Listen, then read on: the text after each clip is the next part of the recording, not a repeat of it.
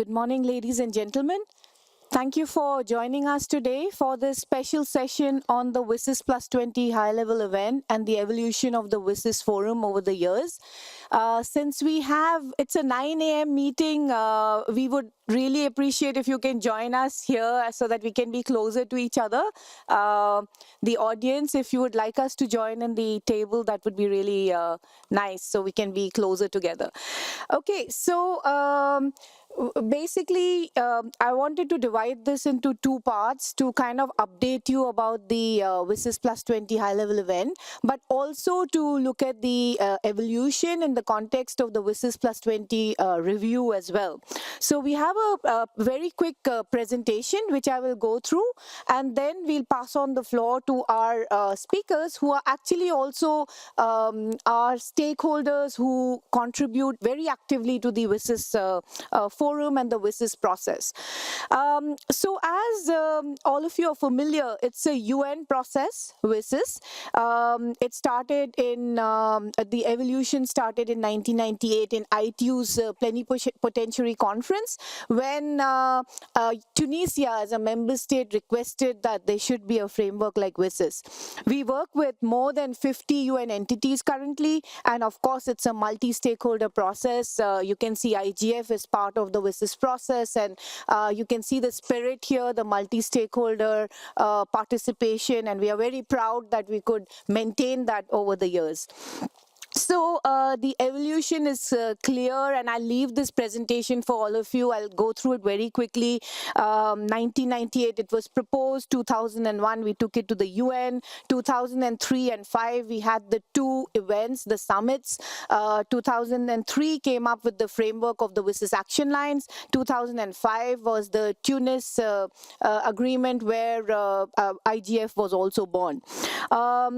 2015, our mandate was renewed, and then it was till 2025, and hence this is such a milestone year for all of us, where we are reviewing the mandate. As you all know, we are guided by the framework of the WSIS action lines. It's a beautiful framework where all UN agencies, based on their mandates, work together. For example, DAY3 from FAO implements the action line on e-agriculture with the multi-stakeholder community. ITU has the action line on ICT infrastructure, cybersecurity, and so on, so forth. The WSIS implementation wheel, as we call it, the action lines, the forum, stock taking database is a huge database where all stakeholders have inputted their projects, really the grassroots projects based on the action lines, the SDGs, and now we also have an alignment with the Global Digital Compact objectives. Like we mentioned, it's really multi-stakeholderism is in the DNA of the WSIS process, and we're proud that we've been able to maintain it. Now, our achievements over the 20 years, one challenge that all of us face is that the WSIS action lines don't have indicators and monitoring frameworks. So we really can't measure and tell you that quantitatively this is what we've achieved in the WSIS action lines. However, if you look at the qualitative achievements, you can look at how a process like WSIS, a framework like WSIS, has improved the lives of people all over the world. So WSIS essentially was about technology benefiting the people on the ground. So 5.5 billion people are online. Looking at the Giga mapping, we see that 280,000 plus schools are connected. With UNESCO, we figured out that 400 plus languages are accessible, and so on and so forth.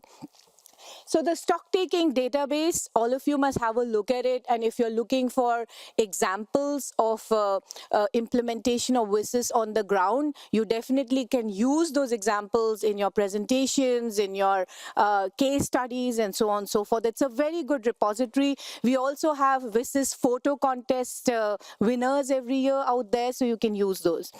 The United Nations Group on Information Society, all members of the CEB, the Chief Executive Board, are members of this group. We also have observer members, newcomers like Odette, who are very welcome to the United Nations Group on Information Society. It's UN in action, and we have been working really well to implement the digital aspects of our work together. With this high-level event, as I look around the table, most of you are coming there. So we really look forward to welcoming you there. We've had several briefings for all of you. So the way the agenda and the program is built, it's through an open consultative process. Most of you have been part of it. And the interactive agenda that you see right now is the result and the outcome of what we've done together. We had several consultative meetings, we analyzed the inputs that we received, and then we put it together on the forum website. So as you'll see in these graphs, the contributions to the WSIS Forum open consultation process, they are very, very multi-stakeholder. Also, we are very proud to say that some regions who were not that active in the process in the sense of contribution of inputs, for example, Latin America, it's really increased over the years. So we are really happy that all regions and all stakeholders are benefiting and contributing towards the process. So I'll skip all of this because the agenda is already online. This one is important. All the action line facilitators have actually got together, and there's a presentation online, you can find it on the WSIS Forum website, highlighted the achievements, challenges, and opportunities of the WSIS action lines. It's a beautiful, it's really important work that people have done, where they've shown you the evolution of the action line, and these are the experts, so I think you should have a look at it. It'll really help you with the work that you're doing as well. So our chair designate is the Minister of South Africa, Excellency Soli Malatsi. Cynthia was supposed to be here representing him, but I think she's on her way. And he will take over from Switzerland, who was the chair last year. The venue is Palexpo. It's very similar actually to this venue. It's a huge space, and it's very approachable. Geneva is a small place and it's easy to travel in Geneva. I hope you've registered, especially the people who needed visas, because we're working closely with the Swiss administration, who's also helping us with the visas. So as you're aware, the AI for Good conference is also taking place at the same time. So one badge will take you also to the AI for Good conference. Once you have it, you can also access it. Now, in terms of high-level participation, we are proud to say that, we have 67 ministers confirmed right now, 67 ministers and deputies. This means that not only the G77 countries, EU, but all the regions, they really consider this process so important that they would like to be present in Geneva for it. We have more than 40 regulators coming, of course, our UN partners that are very important, and 72 WSIS champions and 18 winners who will be awarded during the high-level event. So I won't go through the program. You all have seen it. We have a high-level one. We have workshops. We have several WSIS+20 consultations. These will happen during lunchtime, during the knowledge cafes as well. So please be there because we really want concrete outcomes. We have limited space at Palexpo, so we will have registration forms. Do fill them up as soon as they are available online. We have a huge special track that we will be working on, and if you have youth delegations coming with you, and of course we are all young at heart, so we can all join the youth party that we will have at ITU Morbriand premises on Monday. So please join the youth track also on Monday, 7th of July, to kind of get an impression of what the young people are expecting out of us. We have exhibition spaces, but since we are non-commercial, they are not very fancy. They're about what people are doing on the ground. I'm going to skip all of this because, well, I do see many high-level track facilitators around, so I wanted to say that the high-level tracks are moderated by the high-level track facilitators who are selected from, not selected, actually nominated by the different stakeholder types. So we look forward to, Cheryl is one of them, and I see Valeria, Aneret, so many of you around. Thank you so much. I spoke about the outcomes of the high-level event, very important this time because they will be fed into the UNGA overall review. So one would be through the chair's summary, so the South African minister who's going to submit the outcome of the high-level event to the UNGA overall review. Second is, of course, the ITU Secretary General's WSIS+20 roadmap and report, which she will be submitting. And I do hope that all of you, while making your submissions to the UNGA overall review, will consider the importance of WSIS Forum and IGF in terms of being multi-stakeholder platforms for deliberations on digital policy. We, of course, have seen the Elements paper which was released, and we were quite surprised to note that the WSIS Forum was not noted on it. So we will provide our feedback, but if all of you could, we would like to encourage all of you also to submit your comments and inputs through the online form, which is available until 15th of July. So I'll stop here now because, it's quite, I'll make this available for you. But just 2 points my colleagues from New York also wanted me to highlight is that ITU is also working with ODET in the GDC implementation roadmap.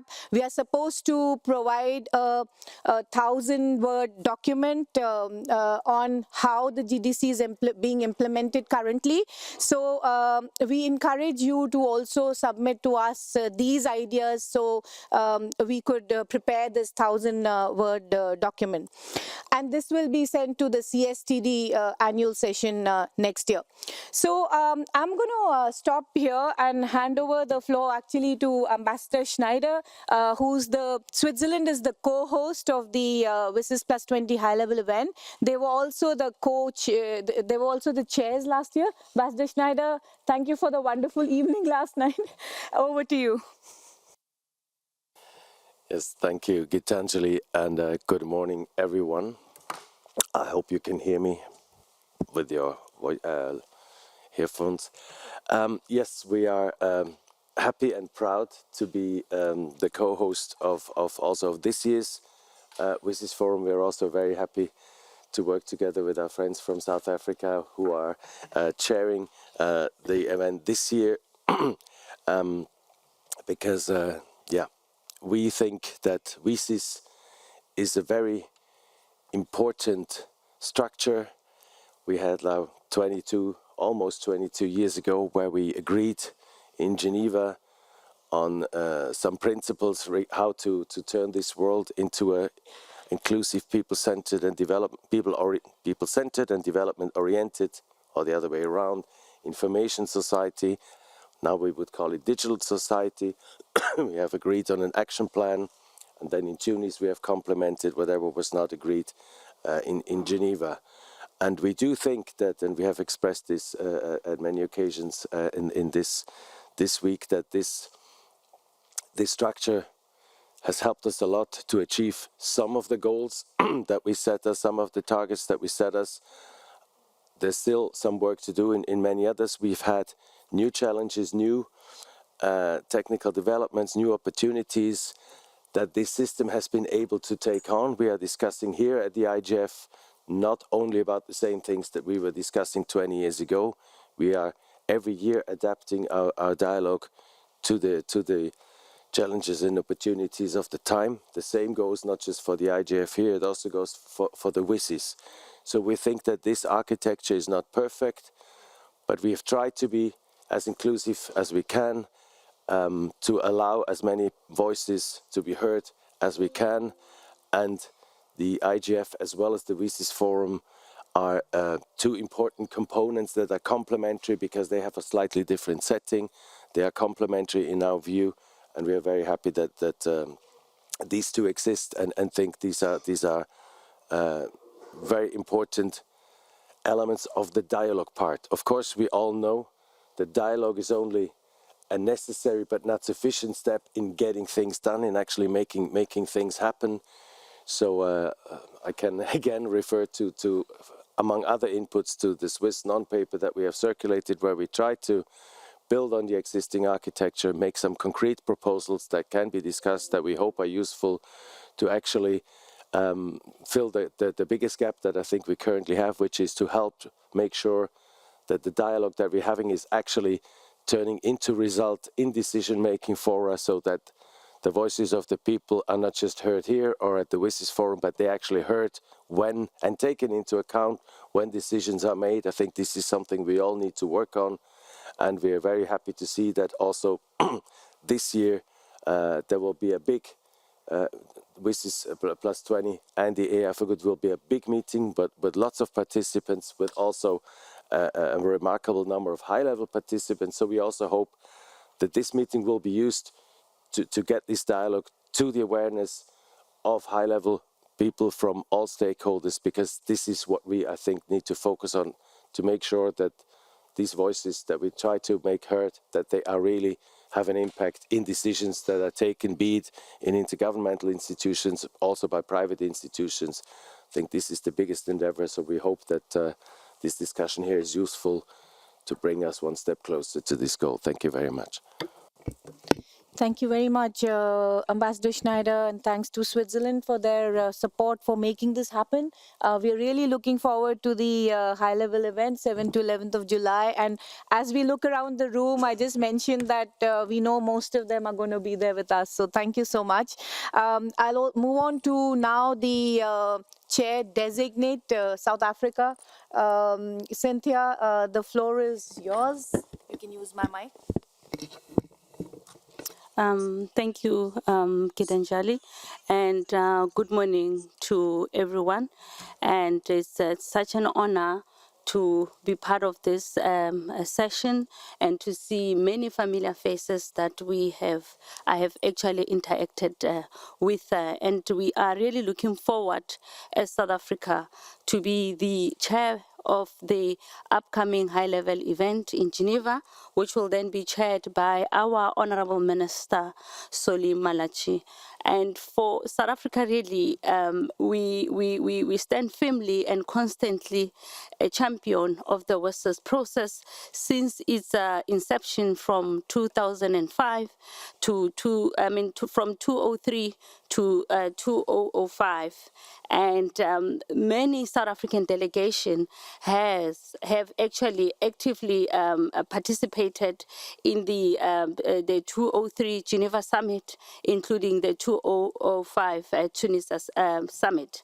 And this is a demonstration of the South African commitment to bridging the digital divide and shaping the future for internet governance. As South Africa, we have also played an important role in advancing the civil society and multi-stakeholder participation both in global internet governance process.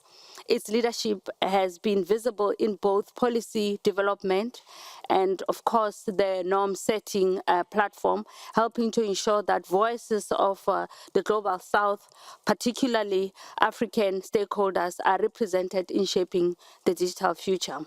For instance, I would say that from a country point of view, we do have we have also chaired, I think, through our dear Henrietta, a multi-advisory group of the United Nations IGF, and which is another clear recognition of South Africa's commitment to inclusive internet governance.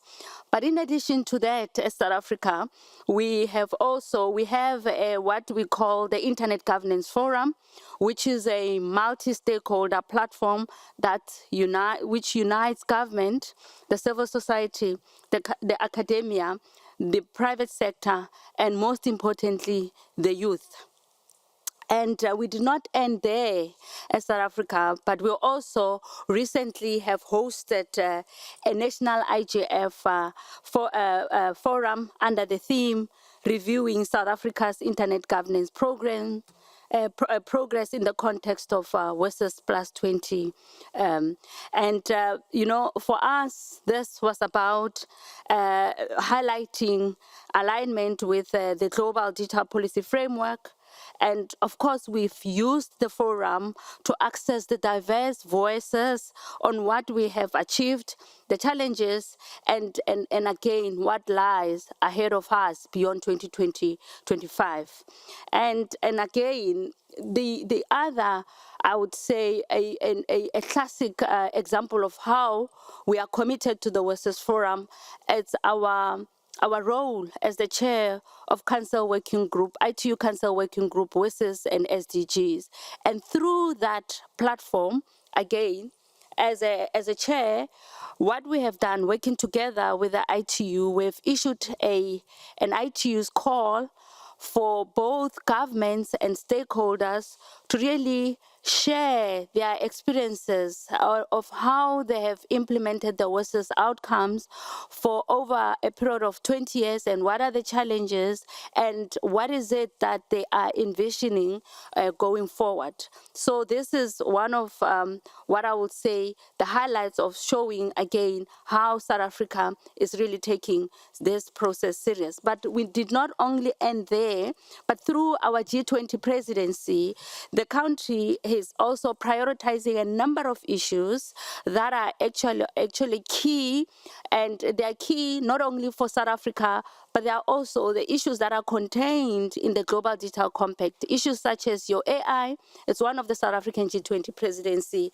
focus areas, the issue of the digital public infrastructure, and these are some of the things, and also in addition to the two issues that I've mentioned, there's also the issue of capacity building for SMMEs. That is another element that the South African government is actually prioritizing through its G20 presidency. And all of these things that I've mentioned, they are quite key in the global discussions and again, in ensuring that we achieve the 2030 sustainable digital SDGs.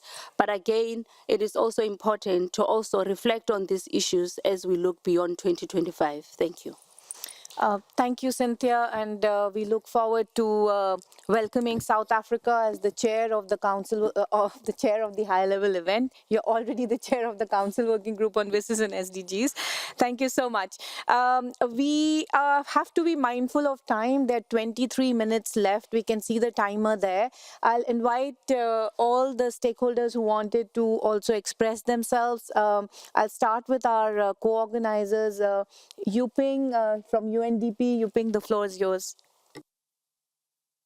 Thank you so much, Gitanjali, and just wanted to say on behalf of the other UN organizations that are co-conveners of the WSIS Forum, UNCTAD, UNESCO, and UNDP, together working closely, of course, with ITU.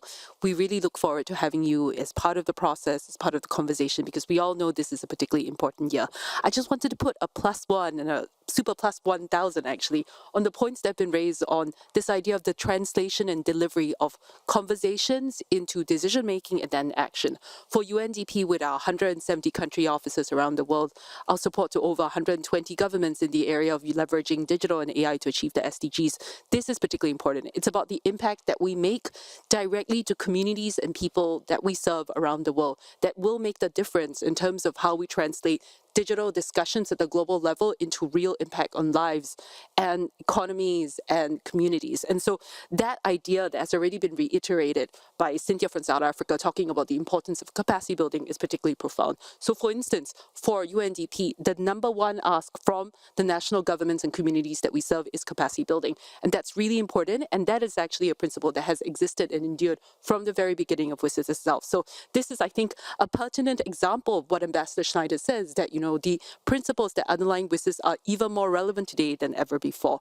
I also want to say that's how UNDP characterizes our participation in WSIS around the action line capacity building that we facilitate. So for instance, just last week in Rome, We launched the AI Hub for Sustainable Development with the Italians that was a product of their G7 presidency that is really aiming to strengthen local AI ecosystems in Africa. Just 2 weeks ago at the Hamburg Sustainability Conference, we worked very closely with our colleagues from the German government, the BMZ, the GIZ, to launch the Hamburg Declaration on Responsible AI for the SDGs. This is the first ever completely multi-stakeholder document on this important issue, and we now have almost 50 signatories from across the entire multi-stakeholder community, some of the major names in the area of AI.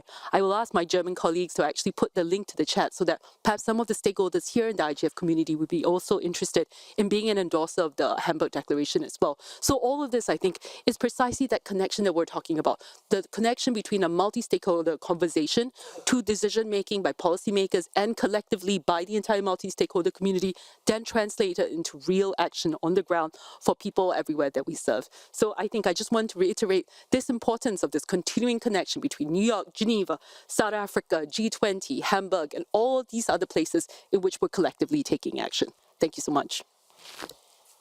Thank you very much, Yuping. I do not see UNESCO in the room. Is UNESCO? UNESCO is there. Sorry, I could not see you. Over to you, please.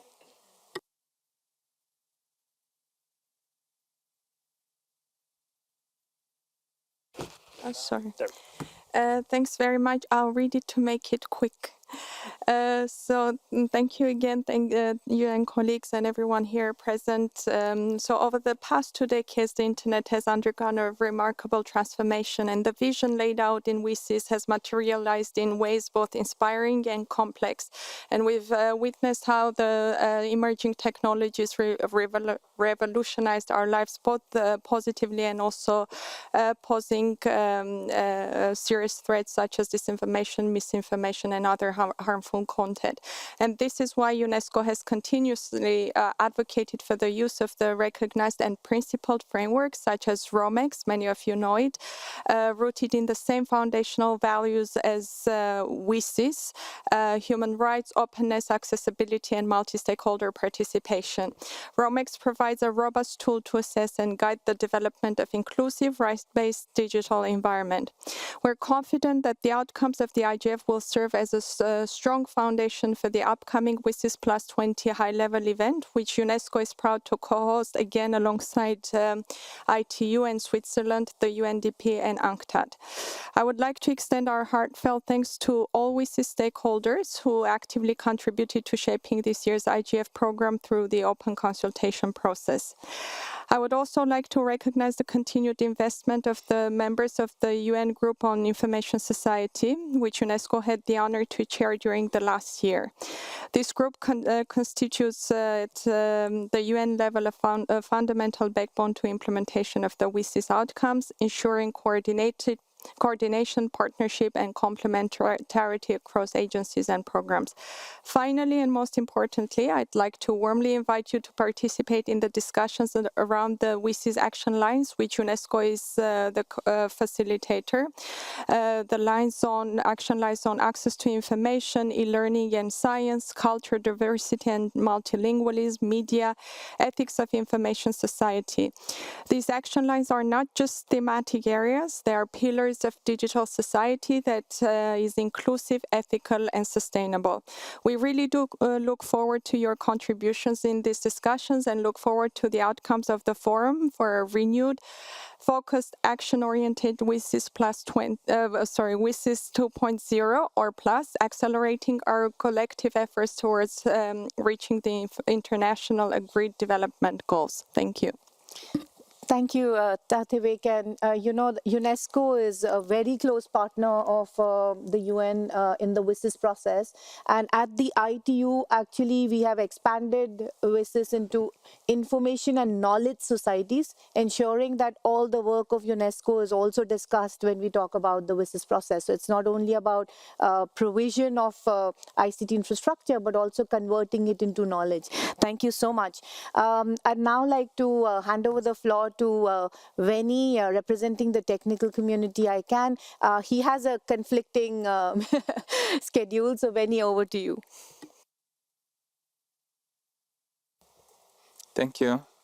and thank you for organizing this session and talking about UNESCO and ITU. ICANN is partnering with both organizations. We just signed an MOU with UNESCO, and we have long-term relationships with the ITU in a very positive way. Most recently, we had briefings for UN diplomats in Geneva and in New York, where we had our president and CEO, Curtis Lindquist, speaking with Doreen Bogdan-Martin in Geneva, and we were co-hosted by Cynthia Barr, South Africa, and Finland in New York. So we are really having a very good cooperation, and we use the opportunity here to meet with people from both organizations. We had a meeting with the Assistant Director General yesterday, and we are talking about doing more briefings in the WSIS+20 process.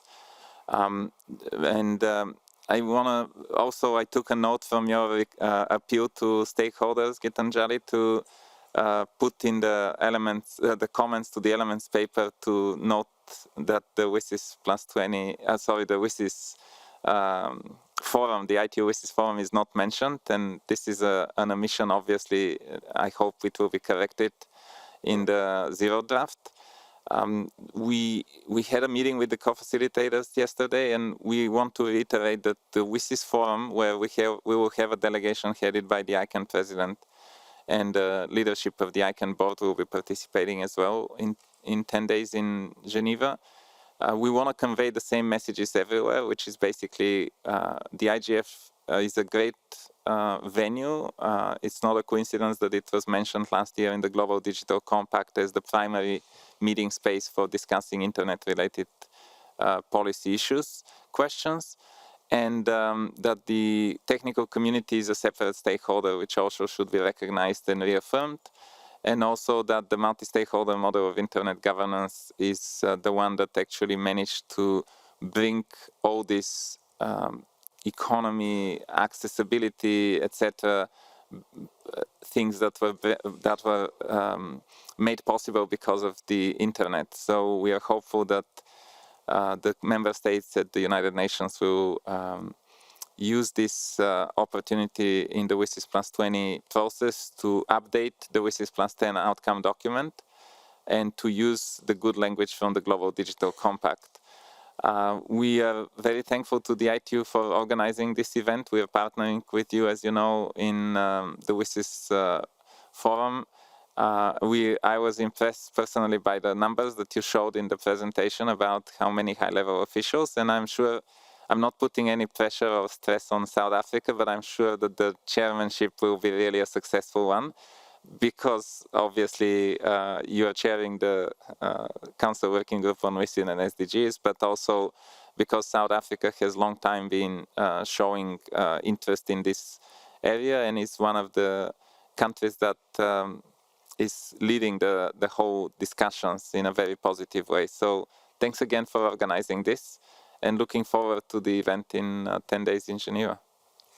Thank you very much, Veni. And, while discussing with the stalwarts of the WSIS process who actually created it, we were asking them that, what should be the key components going forward? And the first thing they said is that this community, which is so motivated to make a difference, should maintain the ambition. Like, we were very ambitious. They said we were very ambitious back then in 1998, and they were, because the whole framework of the WSIS action line, the concepts in the the Geneva Declaration, the Tunis Agenda, they are so relevant even today. So we must ensure that we are ambitious, we have the momentum of the stakeholder community, and that we are making the difference in the right places.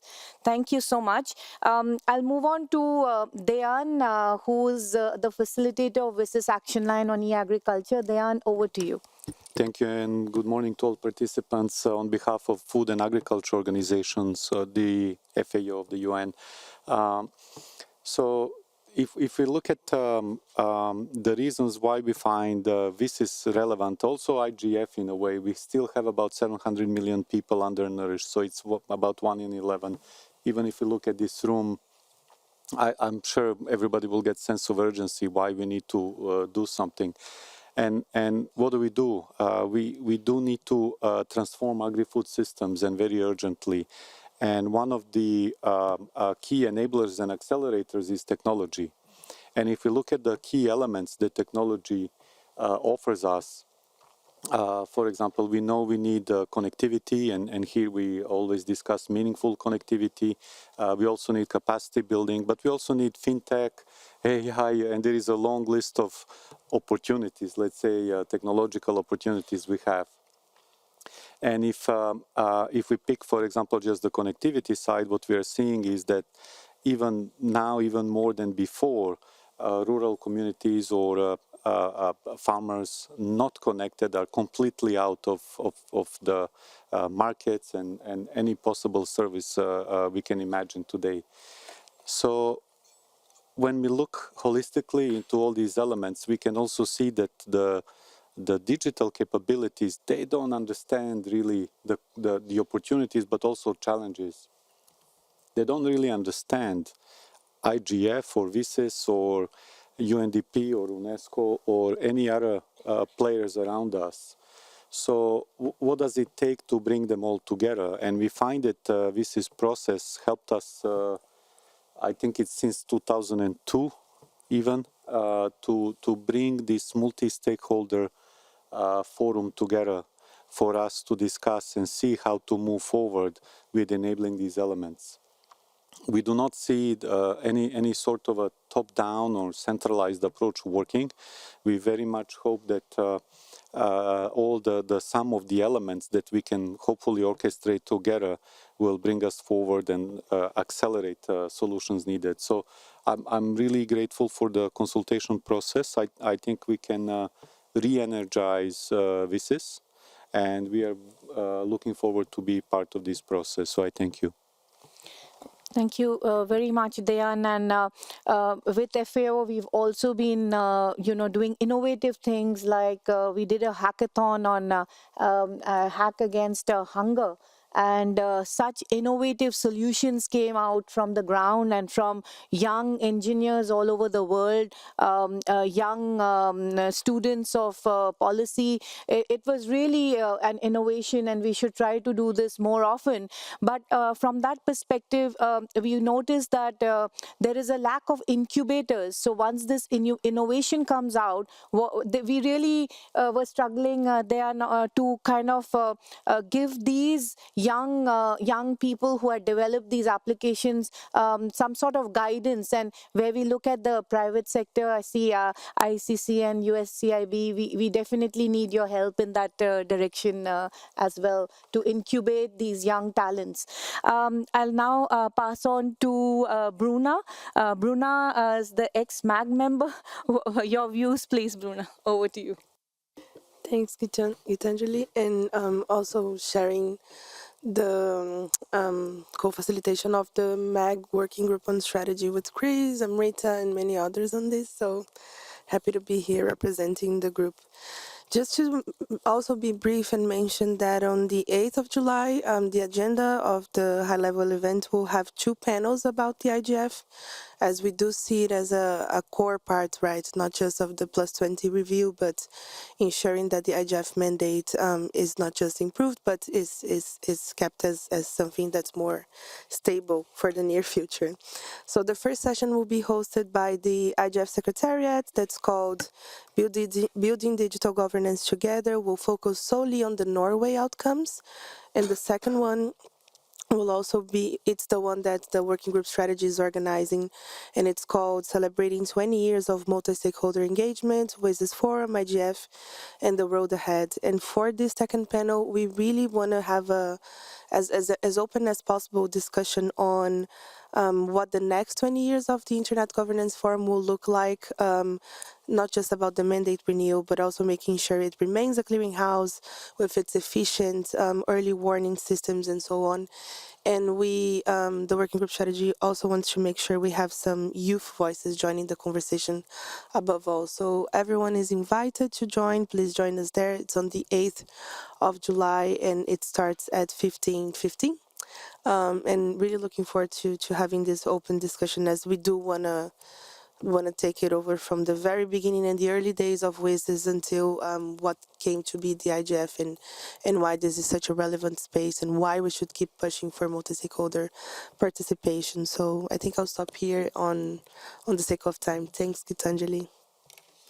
Thank you so much, Bruna. We look forward to continuing this partnership. Of course, all of this is not possible without the civil society.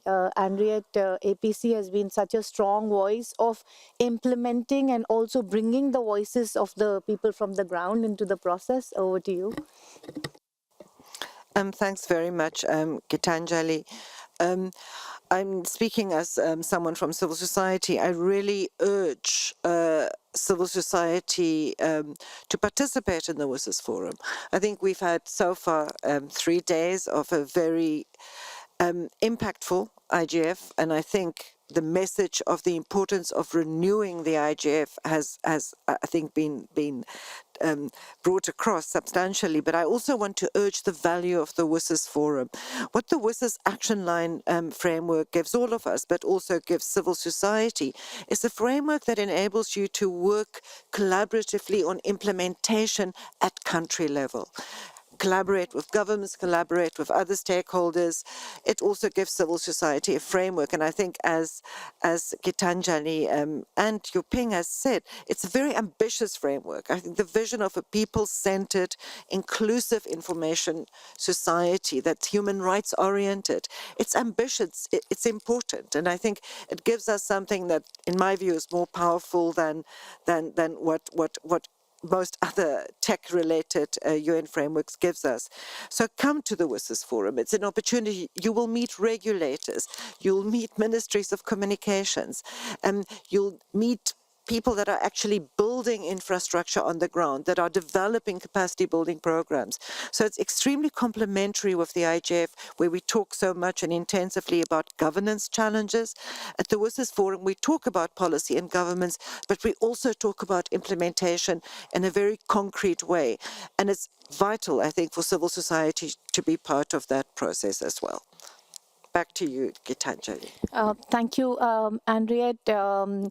Richard from WIPO. WIPO's been a very active participant also in the WSIS process. Richard, over to you. Thank you very much, Gitanjali, and a very good morning to everyone.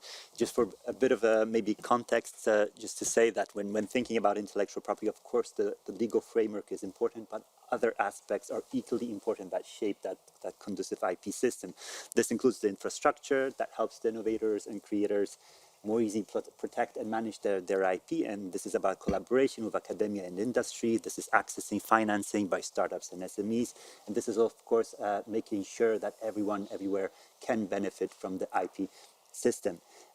WIPO serves, of course, the innovators and creators from across the world in all of these areas. And many of our initiatives are contributing to the WSIS action lines.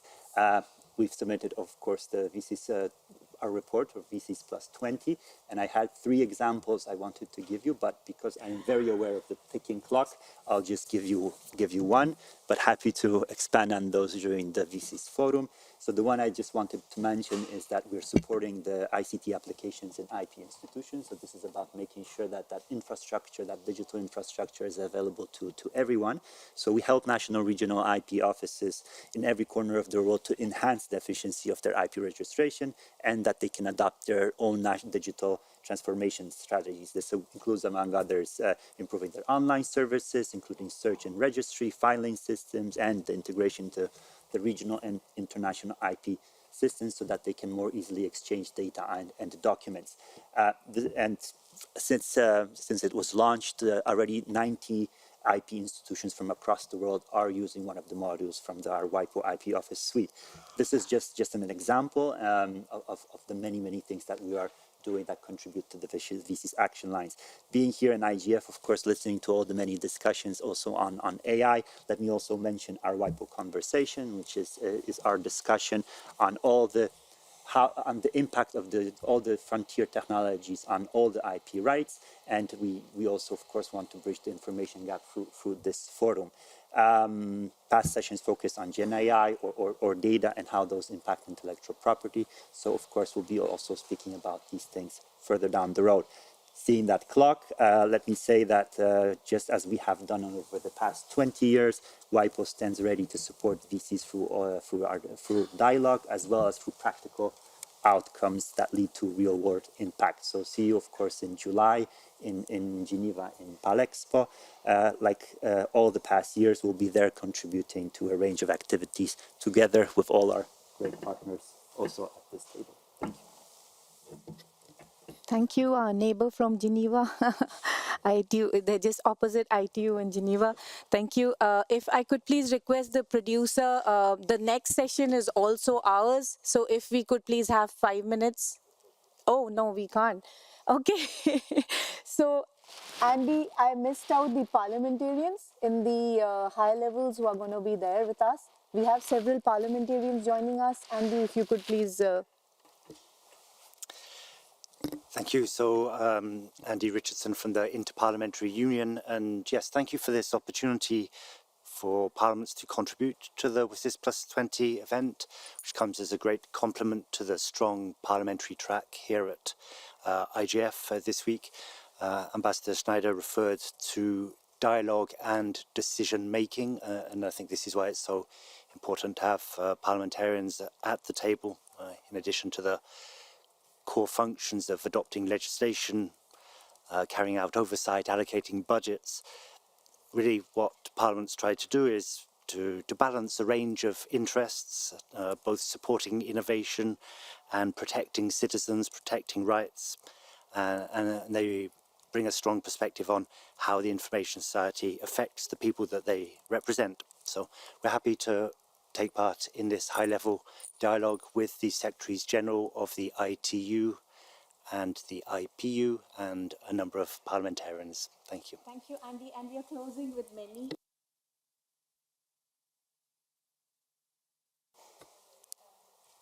Okay, this is on.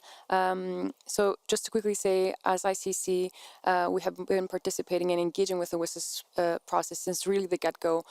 We are still very much engaged into the process, and we will make sure to be present in all instances, including the WSIS+20 high-level event coming up well, very soon. So I just wanted to quickly flag that we will have a number of sessions that we're organizing. So there's an ICC basis workshop. This is the Business Action to Support the Information Society that has been the group of our membership involved with the WSIS process. So it will be on the 10th of July from 3 to 3:45 on global adoption, global progress, managing the challenges of AI inclusion. Again, pointing to the fact of the importance of the, let's say, the neutrality of the WSIS action lines and how they can really apply in various challenges, including AI. So we will be talking a little bit about that. And then, of course, we're also organizing jointly with the United States Council of International Business and Knowledge Cafe that's taking place on the 9th of July from 12 to 2 p.m. that will address the imperative of strengthening multi-stakeholderism. So really looking forward to seeing you there in person in a few days' time, rather. Thank you. Thank you, Manny. Thank you to all of you. The next session starts and it's going to be ours as well. So stay back, and thank you to the production team for giving us some time. Thank you very much.